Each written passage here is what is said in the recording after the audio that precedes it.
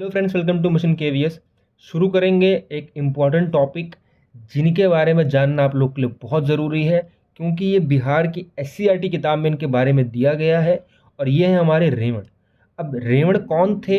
ये कृषि विज्ञान के महान ज्ञाता थे। तो इनके बारे में आपके बुक में दिया गया है, तो इस पर क्वेश्चन बनना भी लाजमी है। तो इसीलिए छोटा सा टॉपिक है, इनके बारे में समझ लेंगे कौन थे, इन्होंने क्या बोला और इनकी क्या क्या प्रिंसिपल्स है जो उन्होंने दिए हैं रिलेटेड टू एग्रीकल्चर साइंस। अब जो कृषि विज्ञान है, एग्रीकल्चर साइंस, उसके बहुत बड़े ज्ञाता थे। यानी कि इनको इतनी नॉलेज थी इसके बारे में कि इन्होंने कुछ ऐसे प्रिंसिपल दिए हैं जिसको फॉलो करके एक किसान बहुत अच्छी उपज पाता था, और कब उसको क्या ध्यान देना है, क्या नहीं देना है। मतलब यहाँ पर कोई भी केमिकल साइंस नहीं है, सारा का सारा एग्रीकल्चर साइंस है। सारा का सारा जो है एक जैविक रूप से खेती कैसे की जाती है, उसके महान ज्ञाता थे। अच्छा, ये बात है रेवण की। अब रेवण कौन है, इनके बारे में कोई उतना ज़्यादा नोन है नहीं, क्योंकि इनकी पिक्चर भी नहीं है। बट इनके थीसिस है। थीसिस मतलब इनकी कुछ चीज़ें हैं जो उन्होंने लिखे हैं, और उसके बारे में उन्होंने बताया है क्या कैसे फॉलो करना चाहिए किसान को, कब कौन सी फसल बोनी चाहिए, कब उसको सिंचाई करनी चाहिए, और कब कैसा मौसम होगा तो उसका क्या मतलब है। तो उन्हीं सब चीज़ों को हम देखेंगे। तो रेवण के बारे में बहुत चीज़ें हैं, बट उनकी फ़ोटो नहीं है कि वो कैसे दिखते थे, तो इसीलिए इनका ब्लैंक है फ़ोटो। ठीक है। बट रेवण was a great of agriculture science. वो बहुत बड़े ग्रेट एग्रीकल्चर साइंस के क्या थे, नोवर थे। उनको नॉलेज थी, बहुत ज़्यादा नॉलेज थी। और ये आसपास के नहीं है, ये मॉडर्न टाइम के नहीं है। ये कम से कम आप मान के चले तो 6th सेंचुरी की बात चल रही है। अब 6th सेंचुरी की बात है, ये वर्मा हीर की बात है। यानी कि जो वर्मा मिहिर जो थे हमारे, उनके समय की बात है। अब वर्मा हीर कौन थे, ये इनकी बात करेंगे हम आगे।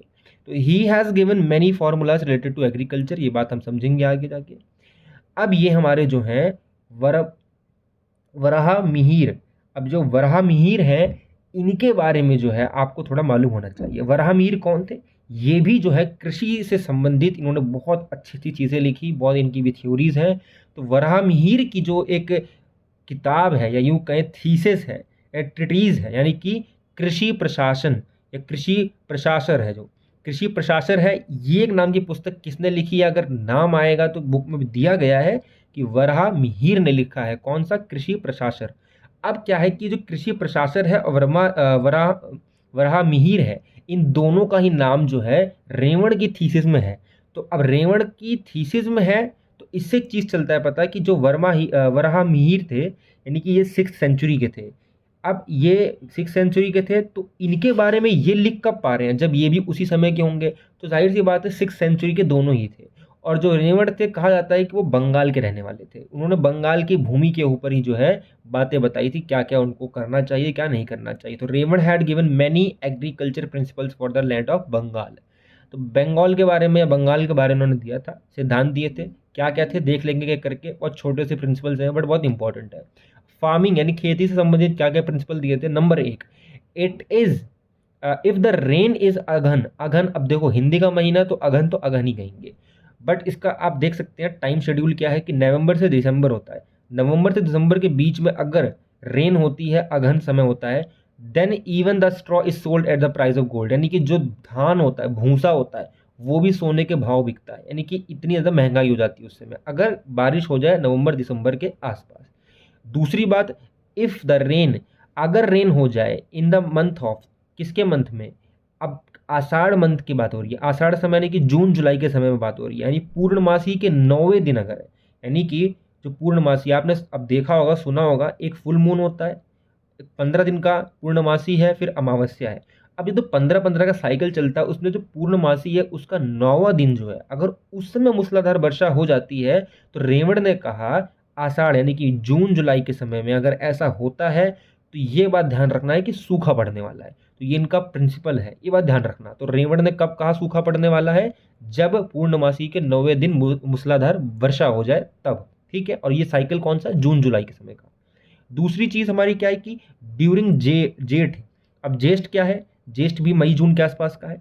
इफ द रेन ऑफ आषाढ़, यानी कि आषाढ़ के समय, अगर ज्येष्ठ मई जून के समय आषाढ़ की वर्षा होती है, तो उससे भरपूर पैदावार होती है। तो ये बात है कि भरपूर पैदावार का जो है इंडिकेशन कब दिया रेवण ने? वो दिया है ज्येष्ठ यानी कि मई जून के समय के पास।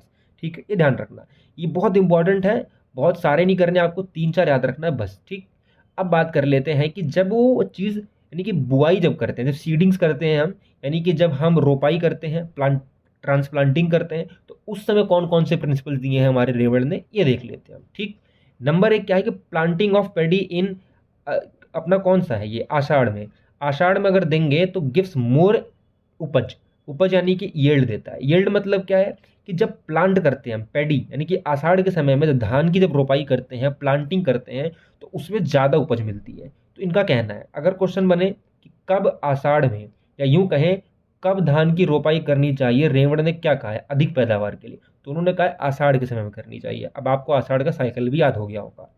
अगला क्या है कि there is no benefit from transplanting in Shravan, यानी कि जो श्रवण महीना होता है, श्रवण जो साइकिल होता है, उस समय रोपाई करने से कोई लाभ नहीं होता, यानी कि उस समय रोपाई नहीं करनी चाहिए। ये बात बिल्कुल एकदम स्ट्रेट फॉरवर्ड बोल दी गई है। किसने बोली? रेवड़ ने बोली। ठीक, इट इज सजेस्टेड, अब रेवड़ एक सजेशन देते हैं हर फार्मर के लिए कि जब भी, वैसे कि ये बहुत नोन हो गया है बट किसने दिया है? रेवड़ ने दिया था ये, क्या कि पौधों में जब कीड़े लग जाएं तो राख डाल के उनको ठीक किया जा सकता है। तो ये सुझाव रेवड़ का ही था। तो ये इनका एक बहुत इंपॉर्टेंट सुझाव था, सजेशन था, जो लोग फॉलो करते हैं। सबको पता है बट ये नहीं पता किसने दिया था, तो ये रेवड़ नहीं दिया था। तो ये ध्यान रखना, रोपाई बुआई से संबंधित भी कुछ सिद्धांत रेवड़ ने दिए थे। तो आई होप आपको समझ में आया, छोटा सा प्रिंसिपल और उनके कुछ सिद्धांत थे, इनको आपको याद रखना है, पेपर में इस पर क्वेश्चन बन सकते हैं। ठीक है, मिलेंगे नेक्स्ट वीडियो में, तब तक के लिए देखते रहिए मिशन की।